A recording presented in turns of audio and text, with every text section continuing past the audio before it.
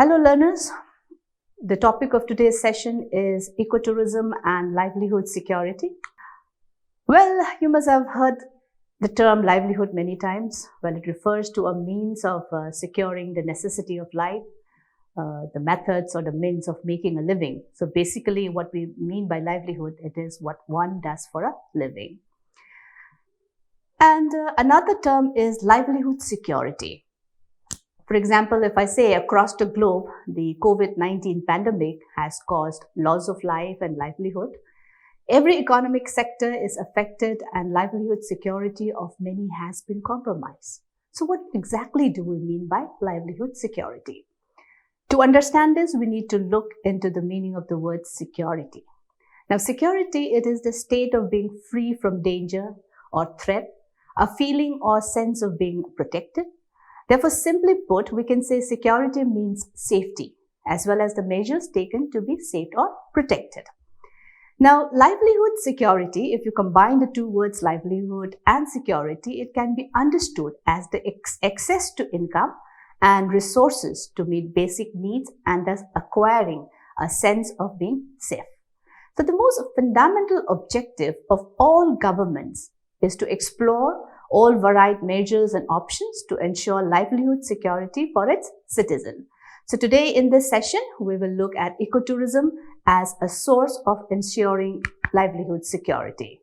And after going through this session, you will be able to understand what determines livelihood security, understand the concept of ecotourism and sustainability, and then we will try to contextualize ecotourism within the sustainability development concept as a livelihood securing measure. So what determines livelihood security? You see, a defining parameter is poverty. And so we can say the eradication of poverty, it can be seen as a way of livelihood security. And there are various aspects of poverty, but conventional approaches, it usually focused only on certain aspects of poverty characterized by provision of access to the three basic needs of human being. So what are those? Food, clothing, and shelter. Now, among these three elements also, the emphasis is given on achieving food security. So this is one of the reasons why most of the humanitarian aids and governmental schemes in poverty-stricken countries in the 1970s and the 1980s were related to provision to make food available, which means if they feel if you provide them food, then the livelihood security is to some extent it has been achieved. But life is not only about survival, because if you talk about survival, it is the state or the act or the fact of continuing to live or exist. And for that, the three basic needs of food, clothing, and shelter suffice. But life is also about living.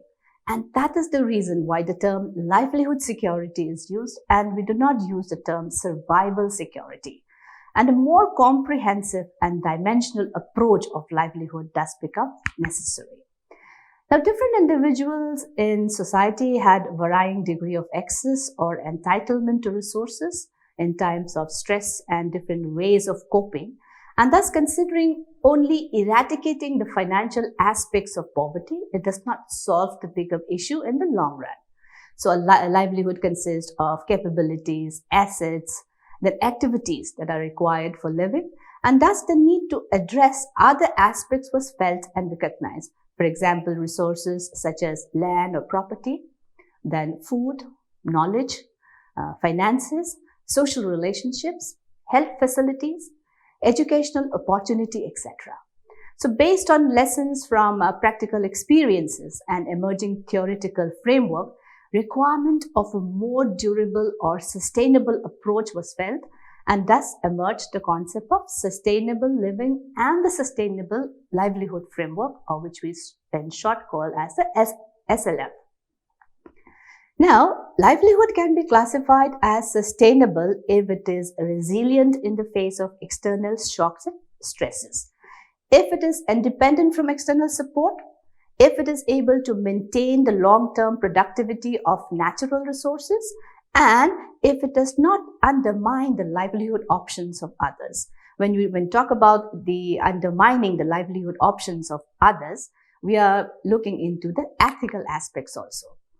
Then there is another definition of livelihood security, which is given by the UN Economic and Social Commission for Asia and the Pacific, UNESCAPE. It says the ability to cope and recover from unexpected events, while at the same time enhancing current and future capabilities. Now, this definition, it interlinks the definition of resilience, sustainability, and livelihood, as each one of them affects the other.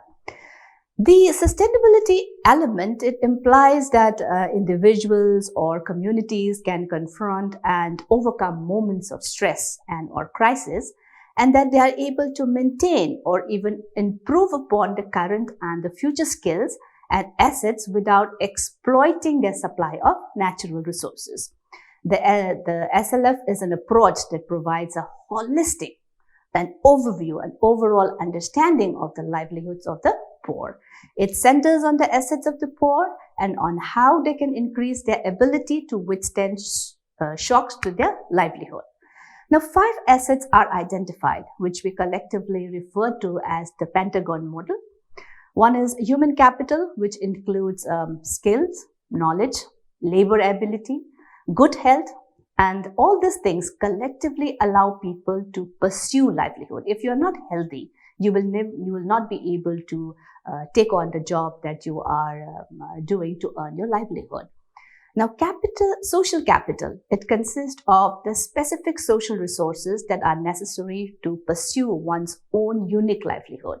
And this can be fostered via establishment of networks, then a trusting relationship and memberships of formalized group. So being a part of a formalized group, it is also considered as social capital.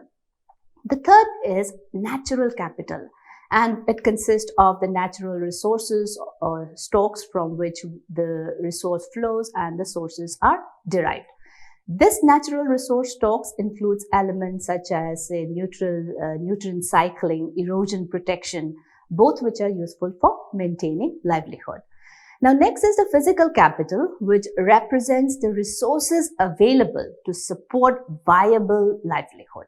Now, this may include, say, clean water, adequate sanitation, and effective shelter.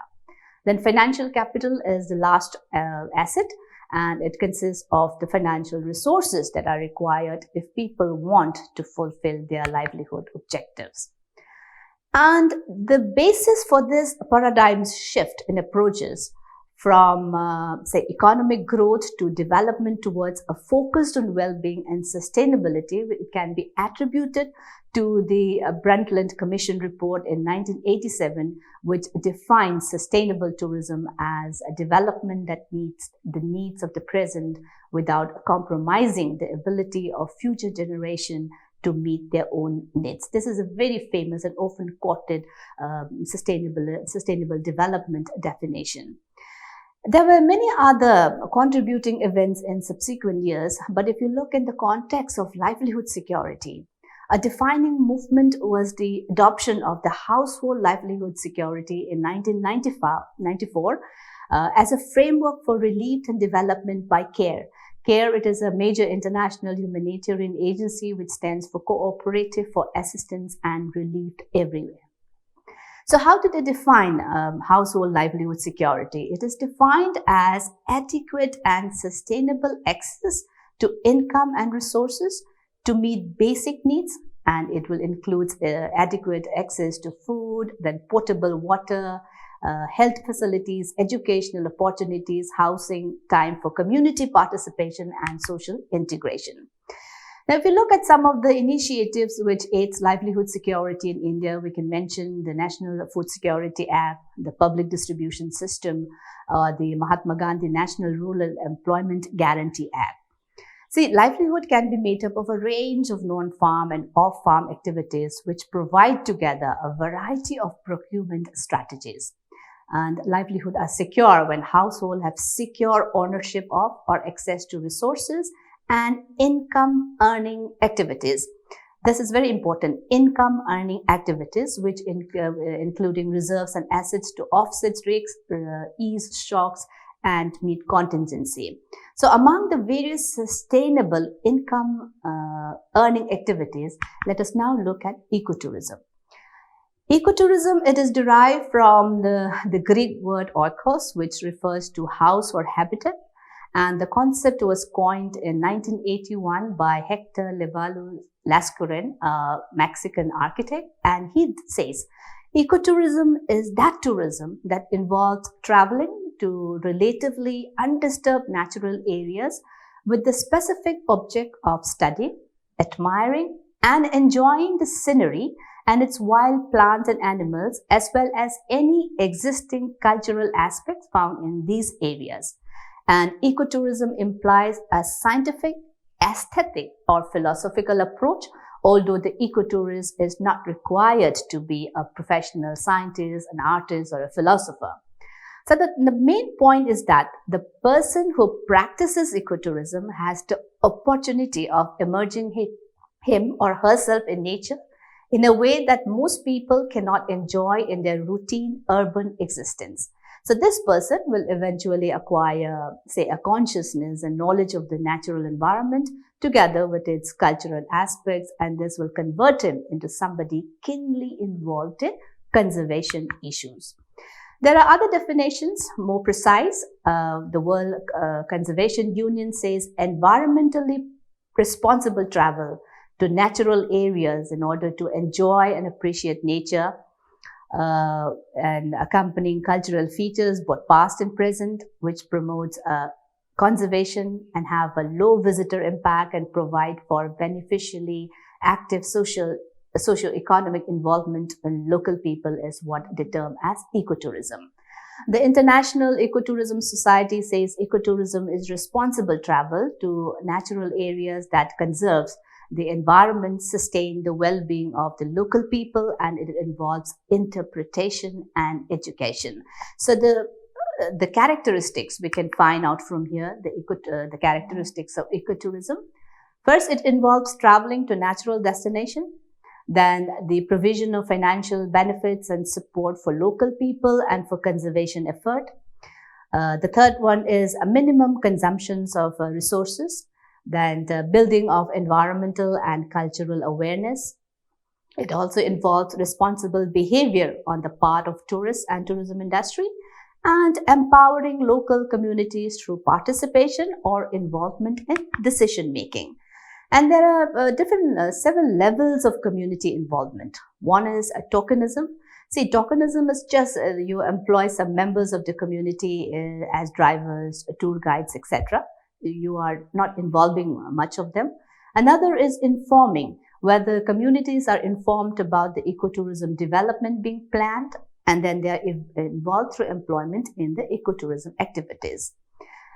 Another level of community involvement is consulting. So here the communities are consulted, but where the aspiration of the community might or might not be addressed. So in this instance, the community would have the space to influence a decision while not being a formal part of the decision-making process.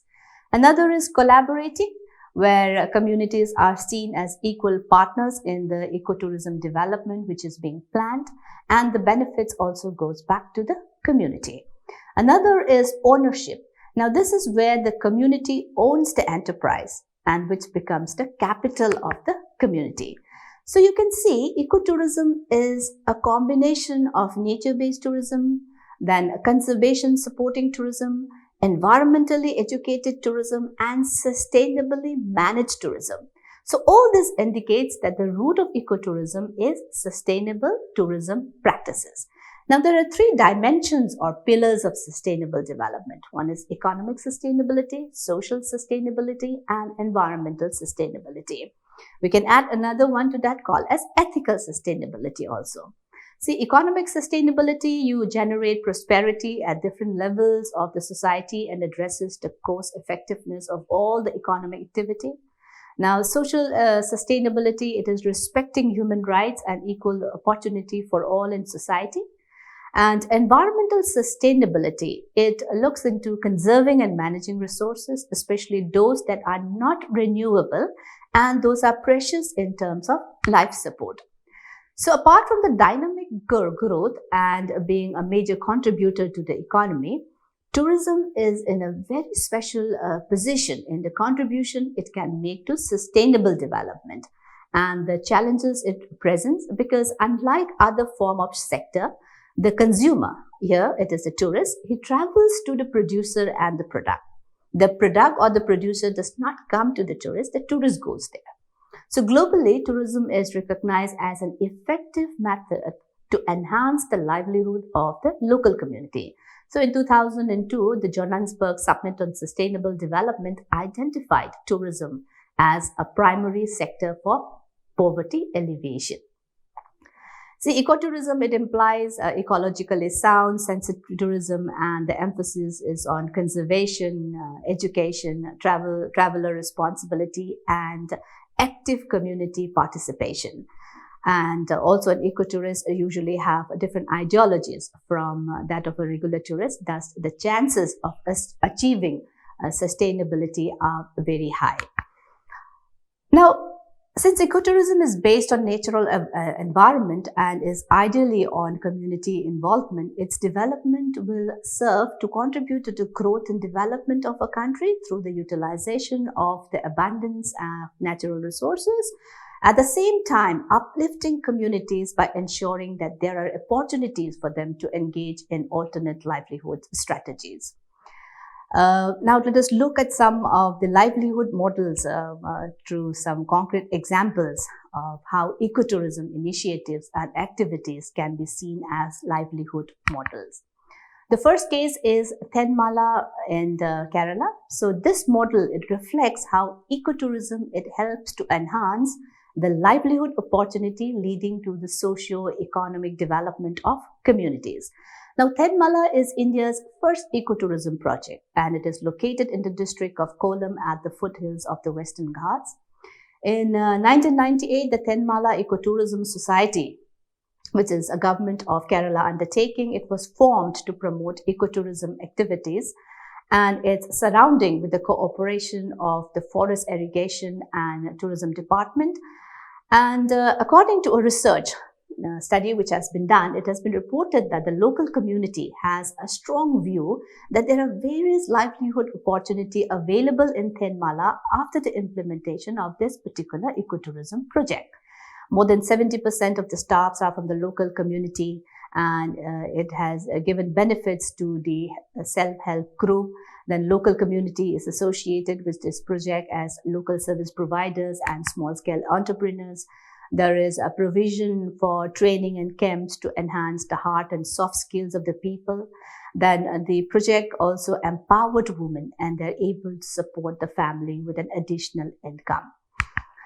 Now, the second case is the Mountain Shepherd Initiative at the Nanda Devi Biosphere Reserve in Uttarakhand. And this case study is an example of how the community, seeing the impending tourism development in the region, they took charge and evolved as a community-based and owned tourism initiative. In May 2001, the state government, with the support of the Ministry of Environment and Forest, it commissioned the Indian Mountaineering Foundation to determine the feasibility of reopening the park to limited tourism activity. So in response to this development, the Bhotia community came together to form the Nanda Devi campaign, while the community members of Niti Valley declared the Progressive Biodiversity Conservation and Ecotourism Declaration to guide its future endeavors, and they also held a workshop elaborating the community-based ecotourism proposal. And in the fall of 2006, the Mountain Shepherd Initiative was formally organized, and the focus was to build capacities for the youth and to develop a product line and marketing. There were two more important impact, which is one is economic impact, which is almost the same with other tourism products, and another is again conservation. The third case is the Sundarbans jungle camp. And this is a case is an example of collaboration between the community and the private player in the tourism industry. Now, this camp, it is located in Bali Island, which is part of India Sundarbans, a mangrove forest and a UNESCO World Heritage Site. Around the year 2000, there was a marked increase in the poaching in the forests of the Sundarbans, and in response to this, what happens is the field director of the Tiger Reserve at WWF India West Bengal invited Help Tourism, a tour operator and destination management consultant, to develop a community-based tourism demonstration project. So apart from supporting conservation efforts and creating alternate livelihood opportunity, one of the major motivations for this initiative was also to counter the mega mass-based tourism that was being planned around that time. So here also the involvement of the community member was seen, and 70% of the raw material was purchased locally, while 70% of the profits were retained within the area.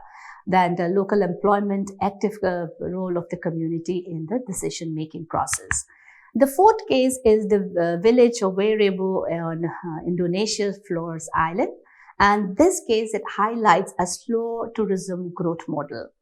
Now, this village is inhabited by around 1,200 residents from the Manggarai indigenous group.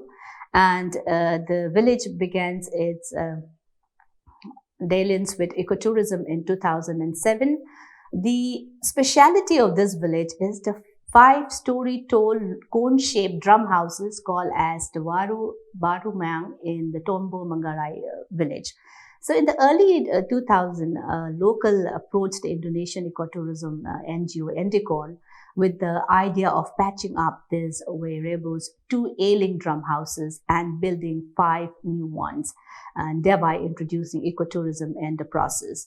Now, a series of high-level meetings, which was followed in Jakarta, the capital of Indonesia, and eventually the building component of the project was taken up with funding from private donors. So reaching this village, it requires a 7-hour-long drive through rugged roads, jungle roads, but still lots of tourists came into it. The speciality, like I said, it is the drum houses, which are unique, and it is made up of a palm thatch. The 15-meter high or 50-foot buildings are each home to 6 to 8 families who live side by side, as they have done for centuries, in small adjacent rooms separated by curtains for privacy. The families, they share the large hut built into the center of the floor, and sacred drums hang above it. And it is a medium to communicate with the ancestral spirit. Now, each house has 5 floors, each with a specific purpose. If you look into it, the second floor, for instance, it is used to store food and supplies, whereas the 5th is reserved for offering to the spirits. So out of these 2 houses in the village, they have been designated specifically for tourists. Now, the concern is that as its popularity as a destination grew, whether the community's tradition and way of life could be sacrificed in the process. But the villagers, they were very clear about it. The residents of the village, they have traditionally relied on coffee production as a primary source of income. So they had never wanted tourism to take the place of agriculture. They felt that it has to go hand in hand. We realized that if business is too booming, it will backfire for the culture. So the villagers, they had the sense to foresee the future. So here ecotourism and agriculture, it work side by side, and all the revenues, it goes into the fund managed by the community members who put it towards maintaining the houses and the grounds, funding children's education through university, building new houses, and maintaining a pension for the elderly. Let us try to sum up what we have gone through in this session. Livelihood security in its simplest form, it is the ability of a household to meet its basic needs. And the basic needs goes beyond the 3 needs of food, clothing, and shelter. Therefore, apart from adequate food, it also needs health, minimum levels of income, basic education, and community participation. The most fundamental objective of all government is to explore all varied measures and options to ensure livelihood security for its citizen. And today in this session, we have seen how ecotourism can be a source of ensuring livelihood security, that too adhering to the sustainability concept.